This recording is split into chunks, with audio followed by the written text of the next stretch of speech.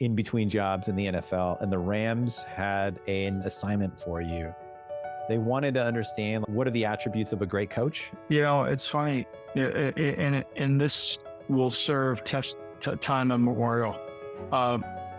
We may change as a society in terms of the kids.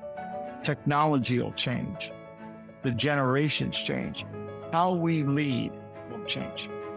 And every leader, going back to the Roman legions to today, has to have these 4 qualities to be great.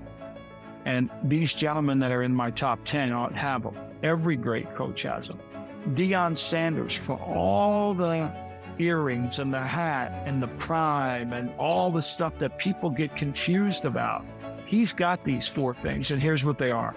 The first one's called command of attention. And that means you got a plan. Now, when Steve Jobs walks back into Apple the second time, he said to everybody in the building, they didn't want to bring him back, by the way. They had to bring him back. The company was going bankrupt. So what he did was he commanded their attention, and he said, look, we have 25 products out on the market. Unless we have products that are insanely great, they're coming off the market. We're only going to focus on what can be insanely great. All great leaders have a plan, right? His job was insanely great. The second area of leadership is called management of meaning. You can explain your plan, and you have to do it in simplistic terms. You use metaphors. You use kind of stories to tell what your plan is. Here's where we're going, here's why, and let me lead you there. And let me do it in a way to where I can kind of cultivate you. Deion does this brilliantly. Deion could be he could coach a football team on Saturday and be the minister on Sunday. I mean, he's good at that. He's got that ability. The third area is called management of meaning, which is essentially management of the process, right? Who are we? What do we believe in? And am I going to manage that all the time? Right? I mean, am I going to be able to manage that? And so, and then there's management of trust, which is really the process. So management of trust is you have to trust me that I'm going to do what's right for the program. I'm going to hold you accountable.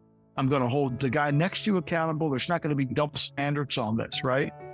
And the fourth area is management of self, that I'm going to be disciplining myself, that my ego is not going to get in the way of what I'm doing. Like, it's not going to be about me. It's going to be about the team. What's the hardest one you think to get? I think the hardest one to get is management of self. I think people's egos tend to get in the way, especially when winning happens. That when winning occurs, there's a sense of comfort that enters the program.